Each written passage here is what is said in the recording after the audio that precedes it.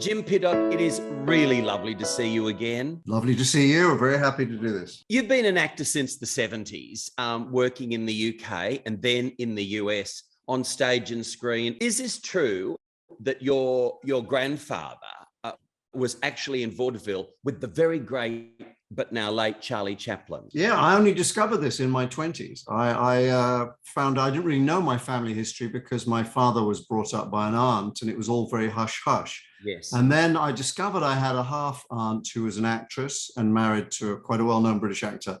And I kind of got in touch with him when I was at drama school because I felt like I was the black sheep of the family wanting to go into show business because nobody was involved in my father's generation or my mother's or my generation.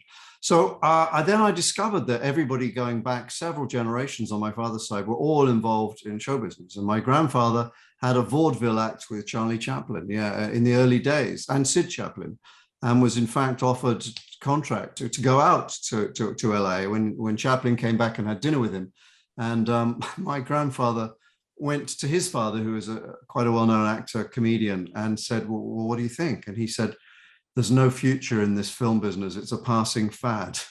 So I suspect that there's no history of psychic ability in my family or prescience. That was probably the 1920s or 30s. And he was wrong. So he never went. So I felt like romantically when I came, that I was picking up a loose thread that had been left hanging by my grandfather, who I never met because he died about 4 or 5 years before I was born. So yeah, it was a kind of a romantic notion. And I ended up working in the studios that Chaplin built a couple of times. And it was lovely to think, that 60 years before my grandfather could have been working there. And it goes back before that because my great grandfather went on tour to Australia and took his wife and 3 kids. And they were in Australia for a year. Wow. And doing this tour, he was an opera singer and a comedian and an actor. And then he had an affair while he was in Australia. And, these things happen. But he then brought the mistress back on the same boat with the family and set her up in a house around the corner in South London and raised 2 families, both with 3 children. And so there was kind of this divide. He was leading this double life. And it all kicked off when someone wrote an anonymous letter to his wife after 12 years, I think. And the whole thing became exposed. And the 2 sides of the family, the illegitimate and the legitimate side, never spoke to each other. They just didn't ever speak to each other. And I met with my half aunt, I met members of both in their dotage. They were quite old by then. And I got to say that the illegitimate side, the bastards were far more interesting and funny. The legitimate side were really boring and stuffy and nasty and not very friendly. So it goes to prove that good breeding isn't everything. Look, the road of an actor, the journey, can be interesting. You wind up finding yourself doing some fascinating jobs before you find yourself as an actor or even during the course of being an actor. You were selling sex toys at one point in your life. Is this correct? Yes. It was how I financed my way through drama school. I used to work in a sex shop called Lovejoys on a Sunday. And I used to have to sell the vibrators, and I learned the whole spiel. This is 2-speed, 1 thrust, 3-speed, 4 thrust, rotate and speed, whatever. And then the inflatable dolls, which was 3 hair, 1 hole, 2 hair, 2 hole, no hair, 1 hole, whatever. And so I luckily didn't have to demonstrate these on myself or the customers. But I don't know if this is a family show, but I also had to, at the end of the day, they had these film booths at the back of the shop, which had sort of coin operated. And this was the 1970s. And I used to have to, take a mop and clean the floor at the end of the day. It was, and then anyway, the owners of the store, who were not sleazy at all, they were actually really nice guys. They found out that I had a degree in English literature and they said, oh, we can't have you working here. This is terrible. And they put me in their bookshop, which was in Victoria Station. So I manned this bookshop on my own, this little shop. And the front half was all classics like Dickens and Jane Austen and Joseph Conrad. It was all the classics. And then the back half was Bend Over Bunty and No Ifs or Ands, Just Buts. It was just a completely schizophrenic store. And by the way, none of those books in the back were on my drama course, my English course at university. And I don't think I read them, even though I was bored working in that shop. So that was one of my more interesting jobs. Tell me about making that plunge to the US. I think you had $100 or something in your pocket. What was it that made you say, this is what I'm going to try next? Well, it came at a time when I was at a real low, and I talk about this in the book. I'd worked for a couple of years in repertory theatre in England, and I was suddenly out of work, and I'd never experienced that. And my father had just died, again, which I talk about a little bit, and I was kind of at a low point. And I had directed a couple of things in rep, and the drama school where I'd trained opened up a place in Berkeley. And they asked me very kindly to go there and direct. I mean, I was 24 years old, to direct a couple of shows. So I went just for 3 months, and I stayed for 44 years. So here I am, still haven't been kicked out yet. They can't kick me out now because I'm a US citizen. Now, Jim, your big US break came in San Francisco. It was a play opening night, as I believe was absolutely fabulous. But the second night, like what, more people in the audience? Yeah, it was something I hawked around to every theatre. I had it in my back pocket, this one-man show, and I wanted to do it in the States. And everyone rejected me, quite rightly. It was an unknown actor with a play about something no one cared about at all. And finally, this guy called just as I was literally about to fly back after my 3 months and said, look, our first play has fallen through. It's a little 99-seat theatre. Can you get it up, in the play, that is? Can you get it up in a short in 3 weeks? And so I did. And it was, as you rightly say, it was actually the second night I had 4 people. The opening night I had full because all the people I was directing wanted to see me fall flat on my face. And then the second I had 2 people, and then the reviews came out, and luckily they were fantastic. And the show got extended many times, and then it took me to New York. And within, I think, 6 months of finishing that show in San Francisco, I was starring on Broadway with George C. Scott in Present Laughter by Noel Coward.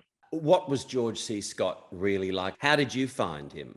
Yeah, well, he was the first major star I'd ever worked with. And gruff is exactly the one-word description I'd use. I mean, he was completely like that. And he hated rehearsing. He was directing it and he was starring in it. And he hated rehearsing. So Christine Lahti was making her Broadway debut. Nathan Lane, Kate Burton, Dana Ivey, all these people. And great Christine was from it was an amazing cast. And Christine was from a very different school of acting. So she'd say, to George, she'd stop and say, what's my objective here in this scene? And he'd just look at her and go, your objective is, come on, say your lines and get the hell off and we can all go home. And that was George's kind of approach to directing. And then he would go home and watch his beloved Detroit Tigers baseball team and drink himself into a stupor. He was drinking very heavily in those days. I mean, for the rest of his days, he was in his 50s then. And that was extraordinary to see someone to consume that much and be able to perform. He took us out, the whole cast, on the second to last performance. It was a Saturday night, and we all went to Gallagher's Steakhouse in New York. And I've never seen anyone consume so many drinks in an evening. And we left there about 2 a.m. because it was after the show. And we all went home pretty worse for wear. And I went into the theatre the next day. We had a matinee at 3 o'clock. It was our last show. And George, he has his dressing room door was half open. And as I'm walking past, I go, Jimmy, come in here. So I go into his dressing room. And he goes, I see that he's sitting in his boxers with nothing else. And the thing about George was that the less clothes he wore, the more drunk he was. You could tell exactly where he was. And so he says, now, come here. And I said, I'll tell you what, Jimmy. I didn't understand a word of what he was saying. It was incoherent. And I left there, and we were about 10 to 3 at that point. And I went to Nathan and then the stage manager and said, well, we're not going to do this show. He's incoherent. We're going to have to cancel.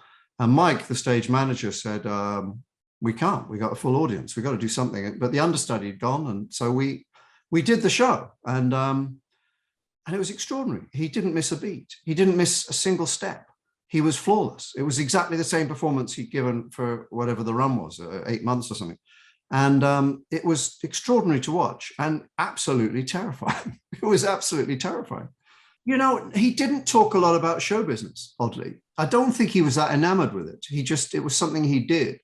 And I think I think there's a part of that generation, and I heard this from the daughter of one of these famous actors that was a carouser. She said that her theory was that they never felt like it was a respectable profession in their generation, and that they should have done something more noble, and so that they kind of drank to kind of cover the fact that they felt that they were, I don't know, it's hard. Why do people drink? It's the different reasons, but he would talk about other things. I remember John Hinckley had it was soon after the shooting of Ronald Reagan. And I remember him going into a fury about Hinckley getting away with it and being sent to a mental hospital instead of a thing. And that enraged him. There were certain things, you know, he was an intimidating guy, I can imagine. I wonder what he'd think about the Oscars now, because he always loathed it, thinking it was nothing akin. It was really akin to a meat market, and he didn't think actors should be compared to one another. And you can kind of see his point like that. You know, which is the shiniest, which is the newest. It really is quite insane when you think about it. So I wonder what he'd have thought about the Will Smith slapping Chris Rock fracas. I think he'd have hated. I think he'd have, you know, if he hated it then, it's 10 times more appalling now. It was pretty appalling, wasn't it, Jim? It was. I mean, I actually was having dinner with Eric Idle and his wife and my partner Annie, and we watched it together, and it did liven things up, that's for sure. But also it was appalling what he did. I mean, it was so egregious on so many levels. And then the speech afterwards was just disgusting. I mean, it's one thing to assault someone in front of millions of viewers, and it's another to then invoke God and love and why you did it because God told you to protect your family. It's awful. I mean, just sickening. And I don't get that worked up about too many things, but I just was like, get this guy off. And I think the Academy has now said that they asked him to leave and he refused. God knows what would have happened when his name was pulled out as Best Actor. But, you know, I mean, I think he sullied the name of the Academy. I think he sullied Hollywood, because we have a bad enough reputation as it is. And people are sort of, you know, those Hollywood elites. And I just thought it was bad. And it was bad for the Black community. You know, I've spoken to a few people. Kareem Abdul-Jabbar wrote a marvelous piece about it, actually. Really far more eloquent than anything I could say. But you know, yes, it livened up the proceedings, but boy, that was he will never forgive himself for that. He literally pissed on his greatest moment. People in that auditorium were applauding this assault. They were applauding this assault like it was some kind of fabulous Vegas act. Some friends of mine were in the mezzanine, and they said nobody apart from the people near the stage did the standing ovation for his speech. He said it was very different up there. And he said it was really just the group down in the front. And so I think, but that's misleading. You know, they should have shown people being appalled or just not reacting. I think everyone was caught off guard. I really do. But you're right. I mean, if that had been a different scenario, that could have got really ugly. I mean, if security had been on their toes, someone could have got really seriously hurt, you know. Yeah, incredible. The great Peter Falk, now the late Peter Falk, you had I'm hoping the joy of working with. Certainly, I'm sure there were interesting times. What was he like? Because he was so loved for Columbo, a, you know, totally eccentric character. Was he a little like that when you got to work with him? I loved him, but you're right. The late Peter Falk is right, because when I did his play with him, he was late for every entrance that he had. He was never on time. They had to hire someone, literally a new person on the crew of the play, to actually push him on when it was his entrance.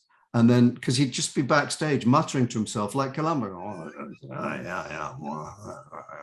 And then, and then they go, you're on, get on.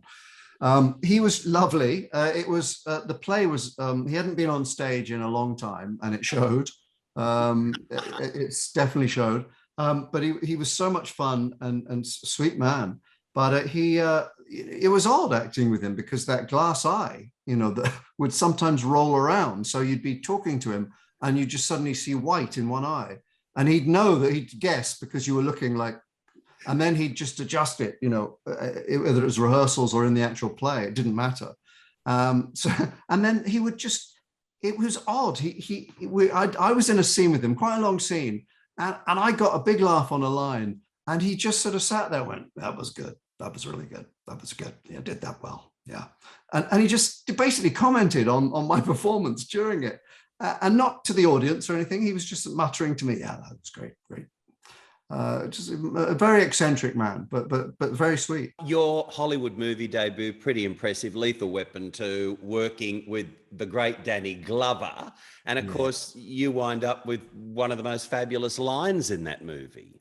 Yeah, it was weird for a first film to have a catchphrase for the movie. And that was simply because my line when he's trying to emigrate to South Africa, which was very apartheid at the time, and I just stare at him aghast and go, he says, why can't I? And I go, because you're black. You are. Danny made Danny laugh, and it made Joe Pesci just couldn't continue. He was always laughing. And then he started repeating it every, later in the movie.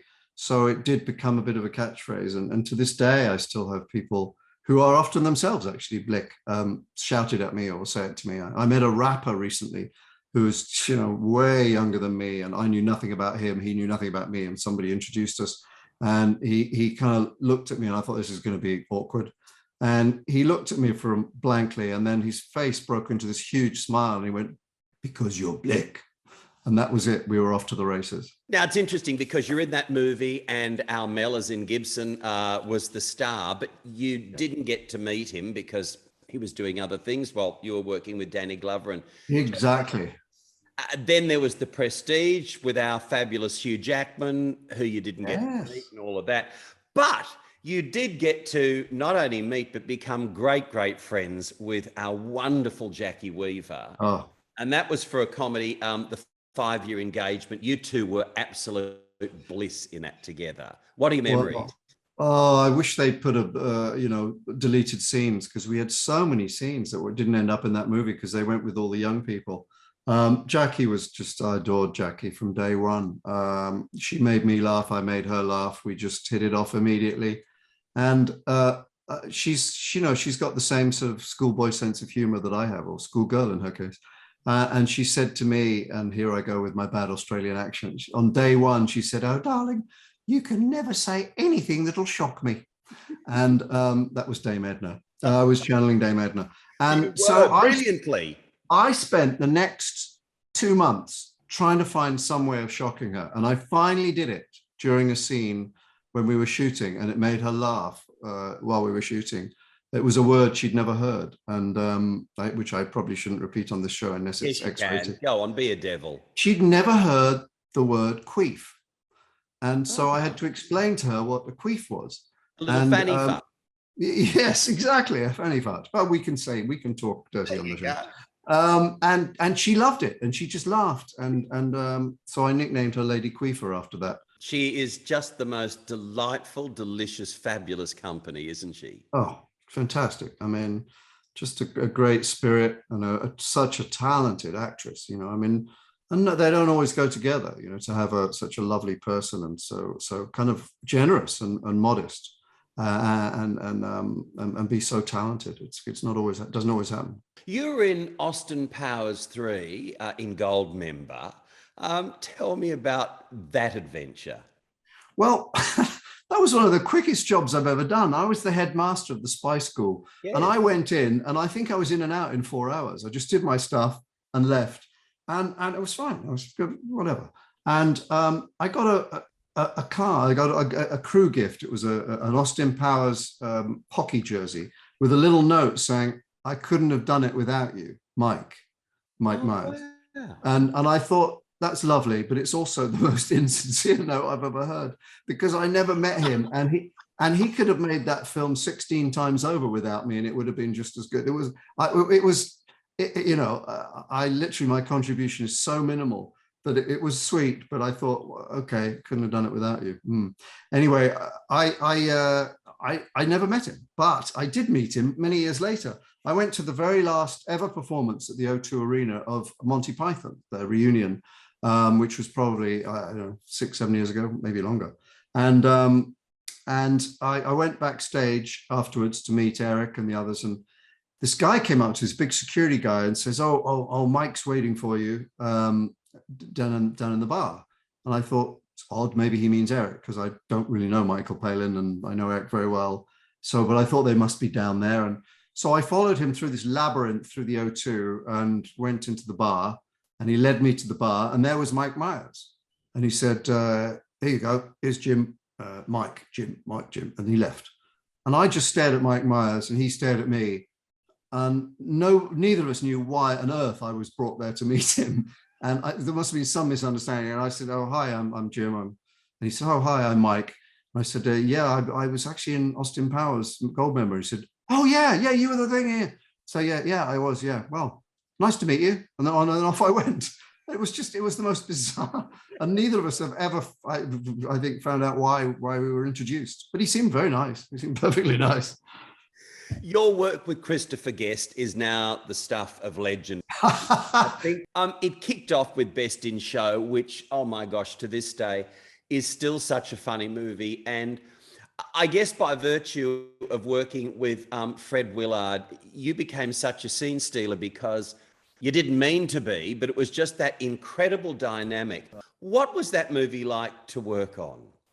I was jet lagged the whole time because I'd flown in from London. I was doing a show for the BBC, and I literally I was producing and writing a sitcom, and I had to give my notes to the actors, which included Alex Jennings, Lee Majors, believe it or not, and Mark Addy, and some wonderful other actors. And I gave my notes after the read through on Monday, got on a plane, flew to Vancouver, met Chris, a guest, Eugene Levy, and Fred for dinner. And they sent me out for 10 minutes and said, we're going to talk to Fred about what he's going to do tomorrow. And we don't want you to know because we want your reactions to be genuine.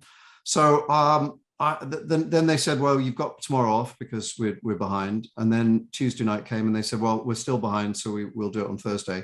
And then Wednesday night came and they said, we're going to have to do it on Friday now, at which point I had to remind them I had to fly back to London on Thursday night. So we shot everything on that Thursday from pre-dawn to post-dusk. And it was literally just me and Fred in an empty stadium with a few extras behind us to make it look like it was full. And we'd watch footage of the show they'd already shot. Or Chris would say, okay, now we'll do the Hound Group. And there was very little written. The outlines are sort of, sometimes they have a lot of jokes written and a lot of things suggested and the whole scene mapped out. This basically just said, you know, a boorish American who doesn't know anything about dogs and a British expert who does, who's trying to keep the show on track, you know, the commentating. And so Fred just went off, you know, and it was literally like working with a rambunctious monkey with no decorum at all, who was, you know, had a fifth of gin and was driving the clown car with me riding shotgun. Yeah. So I just tried to kind of keep up, and I did figure out that this, you know, I knew enough about comedy by then that I couldn't compete with that.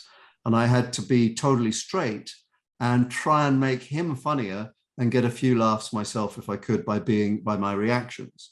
And I managed to get some sort of arc into it where I was amused at first by him, then totally baffled, and then really annoyed. All of which I had to hide because I was trying to keep the show on track and be polite. So that was kind of fun. It was an extraordinary experience because Chris cut it together so brilliantly. It all made sense. And then, you know, I had that kind of one point I finally start getting back at him and I just mutter, yes, I remember you said that joke. I know that's an old joke, but a good one. And just cut him dead. And then at the very end, he says something so inane. I just say to him, yes, I remember you said that last year. And it just, you could hear his balls hitting the ground, you know, as I cut them off with the rusty scissors. That's true. That's one of the funniest moments for me in the film. You say, yes, you said that last year. Totally. Yeah, just threw it away and that was it. And it was done. He was knifed to death. But that was nice that we had that arc. But my favorite moment actually in that film was for me, it was a learning curve because I learned how to underact and to underplay things, which I didn't always do before or since, but I have tried to. There was a moment he said something and I literally, in the moment, couldn't think of anything to say because it was so stupid. And I just turned to him and looked at him and then turned back, left it a beat and then continued. And to me, it said so much more than any line I could have come back with. And to me, it was my favorite moment in the whole film, for me personally, because I went, yeah, I really sold that without doing anything. And that was like, yeah, you can get away with that. It's all in the eyes, and that was really fun to see. You were an astonishing fount of knowledge on all things canine. Did you read book after book after book on dogs to kind of get the terms right and to know what you were talking about? Yeah, Chris had given me this thing called the American Kennel Club compendium, whatever. It's about this thick. It's just so dull and so fascist. It was like, well, the dog cannot have a third bone beneath the vertebral something or other, It was horrible. And I'd read that every night while I was in London doing this other show for about 15 minutes or 10, because it would put me to sleep. And I tried to just be as knowledgeable as possible. And I knew that was my mandate, be a dog expert. And I actually knew nothing about dogs. I mean, I've had dogs, but I don't really know anything about them. And they got 4 legs, and I knew that, and the tails mostly. So I learned all this stuff. So I had all those things at my fingertips, most of which I've forgotten now. And that helped to me, because if ever there was a moment where we needed to keep the show on track, I would just start waffling on about that. And that would trigger Fred to say something stupid. So yes, I did know a lot about dogs. And then in A Mighty Wind, I was playing the catheter salesman, the next film I did with Chris. And I knew way more than anyone needs to know about catheters and urinary medical items, which my mailman would deliver samples to me and go, you seem like shouldn't be, you're young enough to need these things, whatever. So yes, it's research is always a big part of most parts, really. A Mighty Wind, another wonderful movie. And of course, in that, as you say, the catheter salesman, but also Catherine O'Hara's husband. I mean, how delicious and delectable is Catherine O'Hara? Wonderful. Just a generous actress, and very, very eager to give people their moment in the spotlight, then take hers, and just back and forth. And the same with Eugene Levy. And we had a few scenes together that were lovely. That first scene that we had when it's a very awkward lunch, because Eugene's Catherine's ex, and I'm this kind of slightly boring man who's a model train fanatic and the catheter salesman. And I go into way more detail than one should about why one would need a catheter, because it's, little things like impacted fecal matter pressing on your rectum,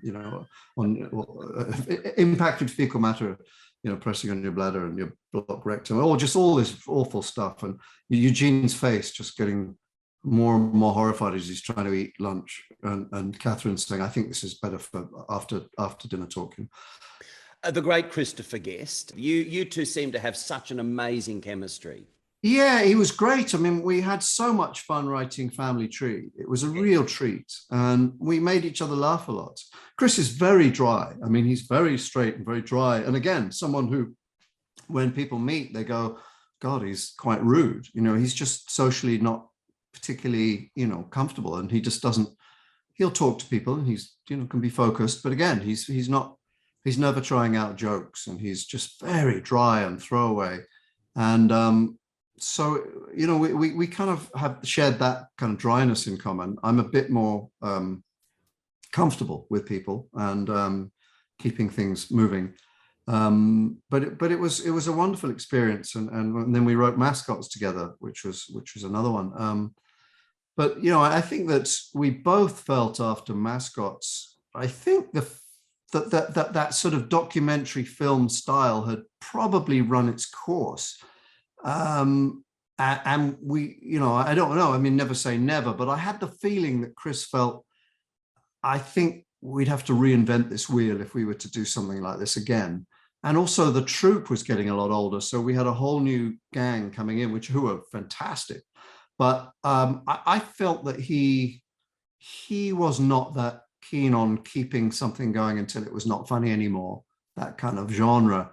And now, he's in his mid-70s now. And, even before we did Family Tree, he had taken almost 10 years off. I mean, he just was fishing and taking his sons and daughters to school and bike riding and playing golf. And was quite happy doing that. He's very, very happy just tootling around and playing music and stuff. And it was a comeback really for him, Family Tree. So for you, a fabulous 40-year career with all sorts of light and shade and some wonderful people with whom you've worked, and one or two that weren't quite so wonderful, and we'll come to that in a minute. But you've really kind of summed all this up in a rip-roaring memoir. It's titled Caught with My Pants Down. Is this true, Jim, that you were actually trying to get together a one-man show, and the way you'd written it, it was going to be 10 or 12 hours long, and you thought, really, this should be a memoir? Is that how your memoir came into being? It was, yeah. I'd done a talk for the Screen Actors Guild for 200 people in a theatre in Beverly Hills, and I just riffed. I mean, I literally didn't prepare anything. I just told stories about my life and things that made me laugh, things that I found funny, and anecdotes. And I came away. We ended up being about an hour and a half, I think, and Q&A and stuff. And I thought I actually do have a lot of stories. And as you say, I started to write this, and it was a 10-hour show. And I thought, I can't inflict that on an audience or myself. Yes, you and could. So I wouldn't, believe me, I couldn't. But it could be 10 parts. And then I thought, oh, well, maybe I'll write it as a book and I'll tinker with it. And then the pandemic hit. So what would have taken 5 years took me about 5 months. And I finished the first draft quite quickly, and then reshaped it and reworked it to be more than just tales, funny tales. And I think that was worth doing, because I think the book has more depth now. It's got some really philosophical themes and worldly themes, advice that, yes. Trust me, it's not a self-help book, but it's got that kind of it's got more to it now, and it's got a sort of a journey for family through it, which is nice, and some conclusions that are very not serious, but that I think everyone can relate to them, and that was my aim. I didn't want to write a book for showbiz people or people that are interested in showbiz. I wanted to write a book for everybody, and what's so heartening is that the feedback so far from loads of people who have read the book who aren't in show business has been as enthusiastic as the 40-odd celebrities who wrote such nice things at the beginning of the book about it. And that, to me, is worth 1,000 bad reviews if I were to get them. Because to have a minister in the Midwest who has nothing to do with show business, to have a US veteran, 20-year US veteran from Brooklyn, with whom I have virtually nothing in common except a hatred of Donald Trump, to have them say that it impacted their lives and it meant so much to them, and they found it so much to relate to their lives was astonishing to me, and so thrilling that really, as I say, I could now get 1,000 bad reviews, and that makes it worthwhile. And it's not self-aggrandizing either, which is important. But I have to say that, for me, it was deliciously dishy. And I mean, whether you intended it to be or not, Jim, I don't know. But it was, in a gorgeous way, deliciously dishy, not in a vindictive way. Just the stories flowed so naturally. And I'm just wondering, have you received a happy birthday card, maybe an early Christmas card yet from Sharon Stone? No, I think it's in the mail. It must be in the mail, because I mean, she assured me she'd sent it, but I'm still waiting for that. Dear Shaz, yes, you're right. It's shameless name dropping. But I knew it was going to be shameless name dropping from the start to the finish, and I delight in that. And I do actually trash 3 people badly, and I'm not afraid of naming names, and I enjoyed naming names because I have a right to do that at my age, and I don't care. To put the Sharon Stone situation into context, you had written a movie called A Different Loyalty. Yep. Essentially, you thought she'd be fabulous in this movie. Yep. She gets the gig, and you two kind of butted heads. Essentially, as you write, she was, in your view, fairly ungracious. I write quite extensively about her because what I witnessed was fairly shocking to me. And I'd never kind of come across that. I'd come across people who are temperamental. I'd worked, and I mentioned the other instances were of people who were, but this was very personal, and it was odd. And I do actually, hold my hand up and say a part of it might have been my fault, because I laughed at the wrong time about something. and was moderately inappropriate in another jet lag situation. So, but yes, it was a strange experience, and I wasn't sure if it was me or not. And then I had dinner with a very well-known British actor who had done a film with her, and I asked him, and he said, I said, what are your thoughts? And his was far more extreme than mine. And then he told me a story about a very well-known American actor who had had an experience too, which was worse than anything I relate. So, and I do talk about that in the book. So without giving too much away, yes, I don't think I will be receiving a Christmas card from her. No, but I mean, when you think about those who've applauded your book, and it's there, everyone from Jean Smart to Hugh Bonneville, of course, our fabulous Jacki Weaver. Look, it's delicious. Did you ever think you'd gone too far? Was there ever an occasion where you thought, I mean, I know I'm spilling a bit of tea here, but this is kind of like a flood alert, a tsunami? Yeah, there was a moment, yeah, and I had a lawyer late in the game. I had a lawyer comb through it to make sure it was okay. Yeah, it's, as I say, I think most people will take this in the spirit in which it's delivered. I don't do anything with a mean spirit. It's just I don't understand why someone would behave this way. And if they want to have their sort of give their side of the argument afterwards, great, it's fine. They have the right to do that. But I wouldn't retract anything I wrote, because what I sort of wrote is what I saw, and it's all true.